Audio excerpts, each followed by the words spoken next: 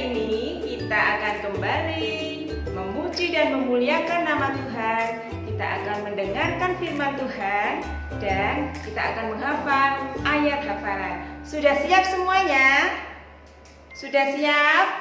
Ya, mari kita mulai ibadah kita pada pagi hari ini. Yuk bersama-sama kita akan memuji nama Tuhan. Kita naikkan pujian Matahari Bersinar Terang. Jadi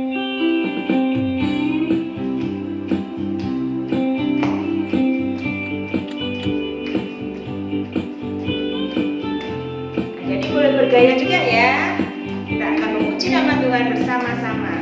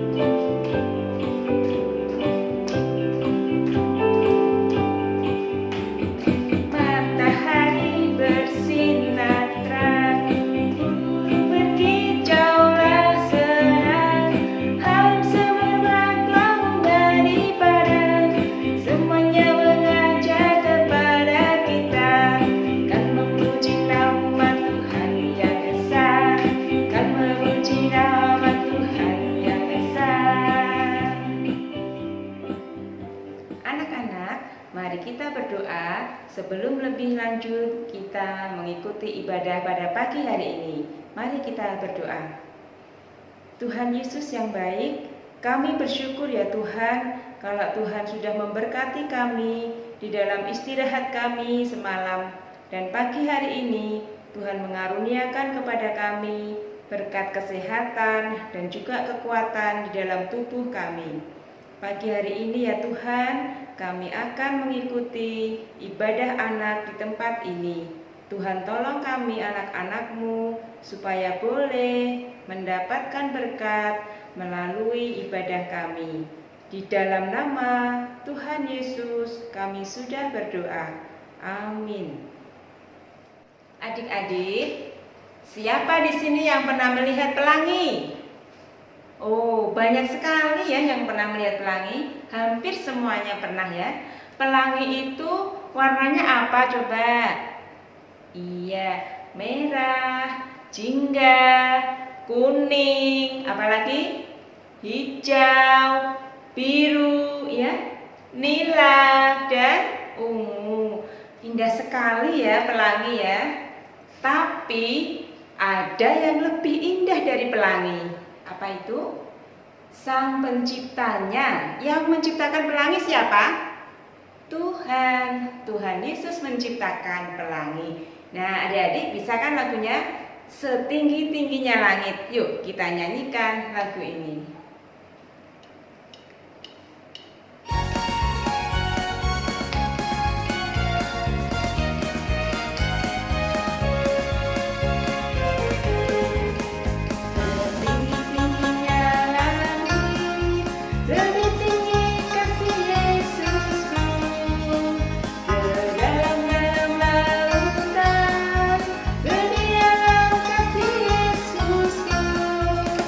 Indah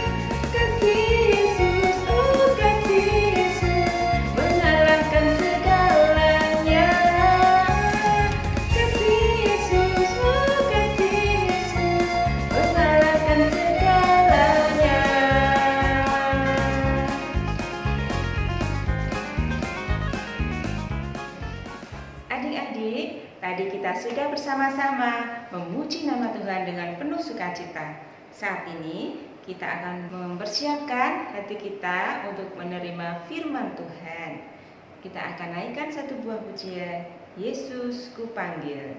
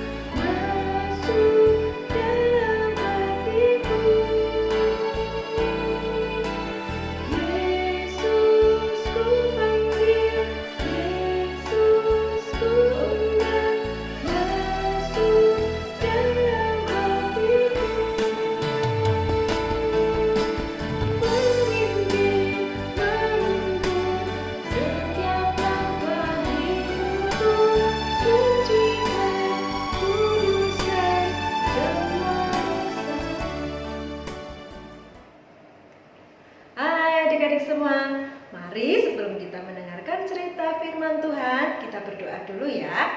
Kita nyanyi dulu. Masih ingat lagunya? 1, 2, 3. Tanganku ada 2, 5 jarinya, kulipat bersama-sama. Mari kita berdoa. Tuhan Yesus, terima kasih untuk hari ini kami boleh memuji Tuhan. Dan sebentar lagi Tuhan, tolong siapkan hati kami untuk mendengarkan firman-Mu. Ajar kami Tuhan untuk duduk diam, mendengarkan sebagai seorang murid.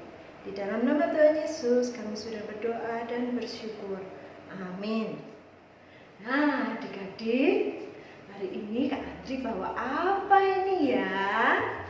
Ayo, ada yang tahu? Apa ini? Iya betul, ini adalah pesawat terbang. Gimana suaranya pesawat terbang? Ya, good ya. Ada yang tahu? Siapa orangnya? Atau apa nama pekerjaannya? Ya, namanya apa?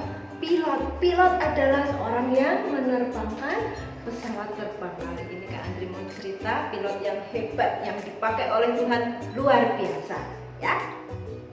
Nah, Kak Andri cerita tentang seorang pilot yang namanya Pak Budi, ya. Siapa namanya? Pak Budi. Ya, Pak Budi ini pilot yang luar biasa.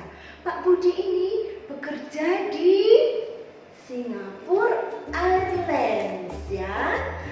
Nah, Pak Budi ini dia tinggal di Singapura. Di mana Singapura? Nih, di sini tempatnya, ya. Nah, suatu ketika Pak Budi ini ingin merencanakan sebuah liburan keluarga bersama dengan istri dan anak-anaknya. Mereka mau liburan kemana coba? Keliling dunia, menggunakan fasilitas kelas 1 atau kelas VIP. Wah, keren ya pastinya ya. Nah, mereka ingin liburan keliling dunia naik pesawat. Nah, ada yang sudah pernah keliling dunia naik pesawat? Pengen juga kan pasti menyenangkan. Pada suatu malam saat mereka makan malam, mereka melihat siaran TV bahwa ada pengungsi Timur, ya. Mereka melihat di siaran TV itu, wah ternyata mereka makan apa? mie instan yang dimasak di mana? Kalian tahu apa ini? Hah? Kaleng cat bekas. Mie instannya dimasukkan ke sini. Terus ditambah apa? Ditambah dengan apa ini? Sayur. Tapi sayurnya seadanya yang ada di sekitar mereka. Ada rumput liar ya yang dimakan itu, atau tanaman liar. Krokot katanya, kalau di sini ya krokot kan makan. Dan bayangkan satu bungkus mie instan dimakan untuk sekeluarga. Coba bayangkan, sementara Pak Budi saat itu sedang makan enak, ya makan enak, mungkin makan steak atau apa yang enak.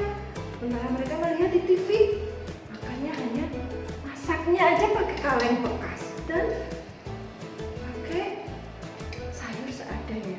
Sungguh ironis dan mengenaskan sekali ya adik-adik. Nah, dari situ Budi lalu terketuk hatinya.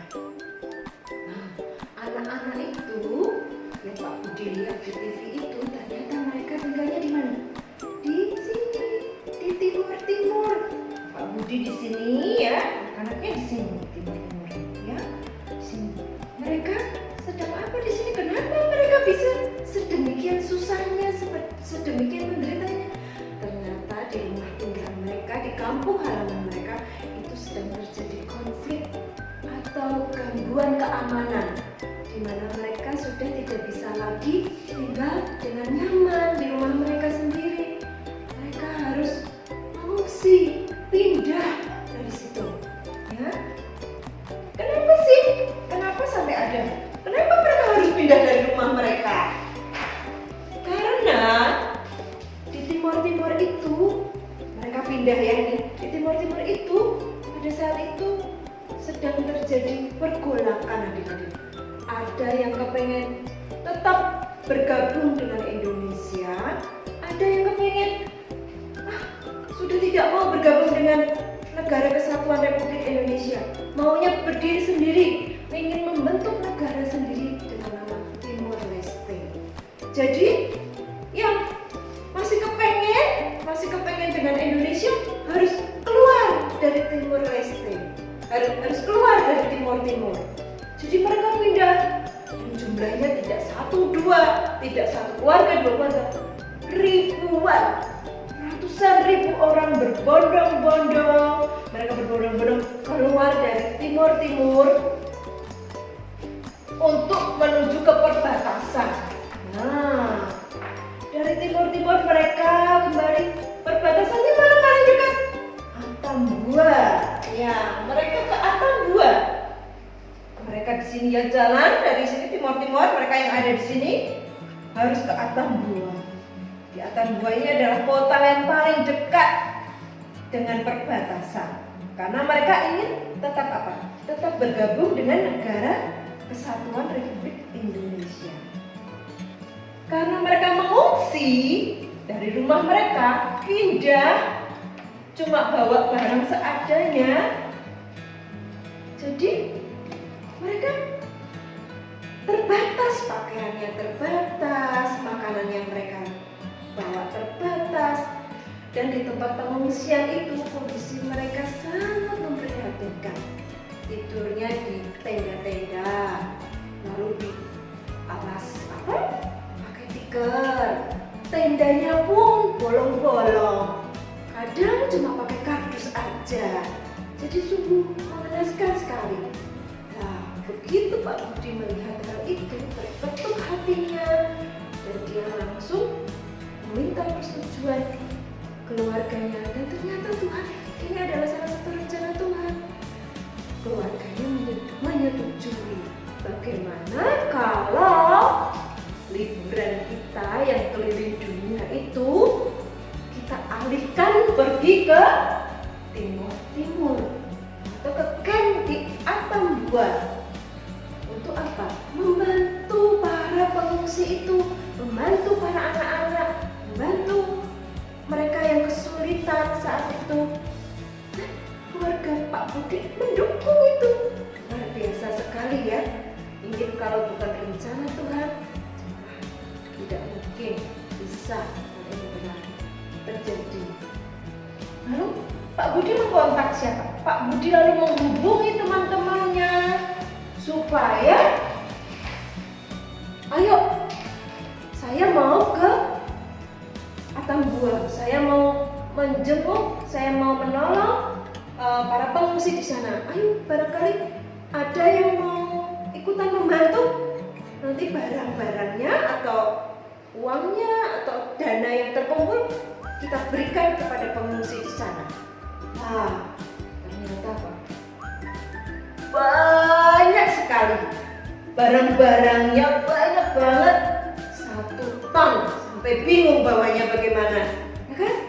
Tapi karena Pak Budi niatnya tulus, dia memang berniat untuk menolong, jalan Tuhan itu selalu ada. Tuhan buka jalan melalui teman-teman, melalui kolega. Akhirnya Pak Budi mendapatkan pesawat kargo ya untuk mengangkut barang-barang yang banyak ini. Ada apa aja sih itu? Macam-macam. Ada pakaian, ada obat-obatan, lalu susu, kemudian mainan. Banyak sekali perlengkapan yang dibutuhkan untuk para pengungsi di sana. Banyak diangkut semua. Ada yang naik pesawat, ada yang naik kapal. Ya, banyak sekali. Nah, begitu sampai di sana, tuh, campnya sangat menyedihkan. 1 tenda buat barengan, entah berapa orang, entah berapa keluarga, pokoknya campur jadi satu. Tumplak-blak ya di situ. Berdesak-desakan pasti, tidak nyaman pasti, ya. Tapi itulah realita kehidupan yang harus mereka hadapi.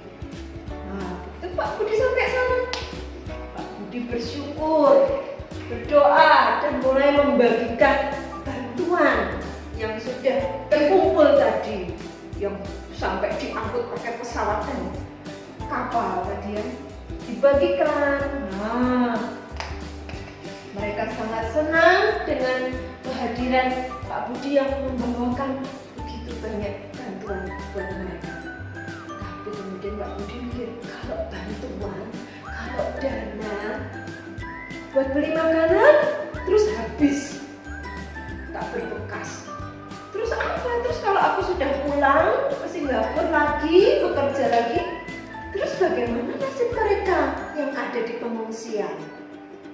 Kemudian Pak Budi dan istrinya beserta keluarga bilang begini, bagaimana kalau kita harus berbuat sesuatu yang lebih sehingga mereka tetap bisa terpelihara, tetap bisa memiliki harapan bahwa mereka meskipun pengungsi tetapi mereka punya harapan kalau mereka suatu saat juga bisa seperti teman-teman yang lain, juga bisa sekolah, juga bisa mengenyam pendidikan yang tinggi. Lalu Pak Budi dan keluarganya mendirikan apa? Mendirikan panti asuhan. Mereka berharap dengan panti asuhan itu mereka bisa membantu anak-anak, bisa membantu pendidikan mereka, sehingga apa? Ada harapan. Nama panti asuhannya adalah Roslin. Roslin ada di Kupang, Tengah, ya, panti asuhan Roslin namanya. Dari sini tidak cuma pengungsi aja, tapi anak-anak yang ada di sekitar mereka juga ikut dititipkan di panti asuhan ini. Untuk apa?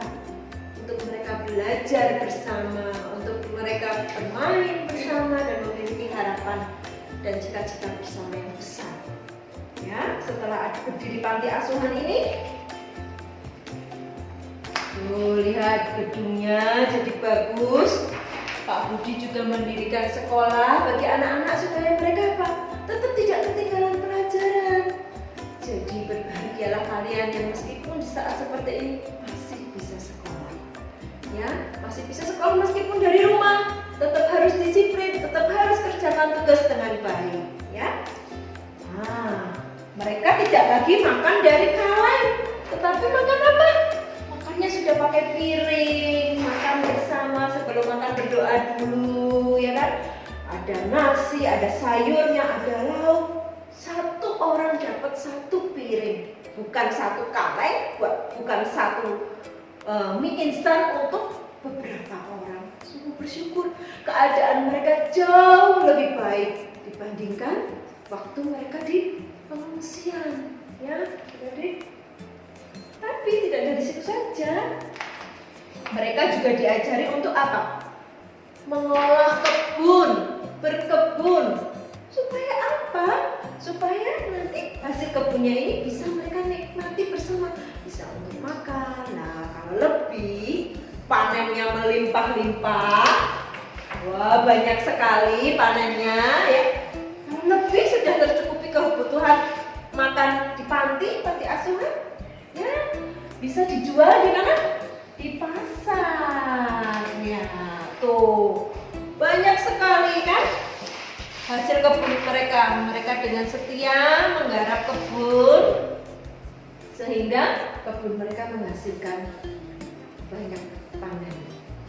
Nah, sehingga Pak Budi dan keluarganya oleh CNN dapat penghargaan apa? Pahlawan, hero, ya, pahlawan di bidang kemanusiaan. Kenapa? Dia dan keluarganya mau membantu orang lain, mau berbagi tanpa pamrih, tidak mikirin besok aku gimana ya kalau sudah tidak jadi pilot, terus aku makan dari apa? Enggak, dia apa? Berbagi, dan dari situ Tuhan mengirimkan donatur, Tuhan mengirimkan orang-orang yang juga peduli membantu Pak Budi sehingga menolong anak-anak yang di panti asuhan Roslin. Pak Budi bilang sebetulnya hero-nya itu bukan aku. Sebetulnya yang jadi hero siapa? Istrinya dan anak-anaknya. Karena mereka apa? Rela mengorbankan liburan mereka yang harusnya ada liburan keliling dunia, liburan yang mewah, tapi mau apa? Mau ke pengungsian, ke tempat yang dilupakan orang, ke tempat yang dimana orang nggak mau. Habis itu kan tempatnya kotor mungkin, atau susah, menderita, melihat orang menderita, ya. Buat orang susah makan kan lebih enak jalan-jalan keliling dunia, ya. Makan yang enak-enak, foto-foto, cepat-cepat, ya. Enggak, tapi mereka mau berbagi dengan sesamanya. Nah, adik-adik, mari kita juga harus mencontoh keluarga dari Pak Budi, supaya keluarga kita juga dipakai menjadi keluarga-keluarga yang bisa dipakai Tuhan, menjadi saluran berkat bagi orang-orang di sekeliling kita, ya. Mari kalau gitu kita berdoa dulu, ya. Lipat tangannya, tutup matanya, kita berdoa. Tuhan Yesus, terima kasih untuk firman dan cerita hari ini. Tuhan, kami belajar dari keluarga Pak Budi, di mana mereka mau berbagi dengan orang-orang yang membutuhkan, orang-orang yang memerlukan uluran tangan. Dan Tuhan, tolong kami supaya kami juga mau dipakai. Keluarga kami juga ingin Tuhan pakai menjadi saluran berkat bagi orang-orang di sekitar kami. Terima kasih Tuhan Yesus. Di dalam nama-Mu kami sudah berdoa. Amin. Nah, adik-adik, kita tadi sudah mendengarkan cerita dari Kak Andri. Bagaimana? Apa yang bisa kita pelajari dari cerita tadi? Ya, Pak Budi sekeluarga selalu berusaha untuk berbuat baik kepada sesama manusia. Ya, sekarang adik-adik kita akan menghafal satu ayat dari Alkitab. Adik-adik nanti silakan minta tolong mama, papa untuk membukakan Alkitabnya, ya. Yang sudah bisa baca, nanti bisa dibaca bersama-sama. Ayatnya dari Galatia 6 ayat 9a. Janganlah kita jemu-jemu berbuat baik. Ya, sekali lagi ya, sambil adik-adik mengingat-ingat ayat ini. Galatia 6 ayat 9a. Janganlah kita jemu-jemu berbuat baik. Nah, adik-adik, satu ayat itu nanti kita ingat terus-menerus, kita hafalkan dan kita lakukan dalam kehidupan kita setiap hari. Yuk, sekarang kita akan mengakhiri ibadah kita. Kita akan bersama-sama berdoa. Tuhan Yesus yang baik, terima kasih untuk ibadah pada hari ini. Tuhan sudah memimpin dan menyertai kami dari awal hingga akhirnya saat ini. Terima kasih Tuhan, biarlah kami boleh kembali beribadah minggu depan dengan kasih dan penyertaan Tuhan. Di dalam nama Tuhan Yesus kami sudah berdoa dan mengucap syukur. Amin. Sampai jumpa adik-adik, sampai jumpa lagi minggu depan ya. Dadah.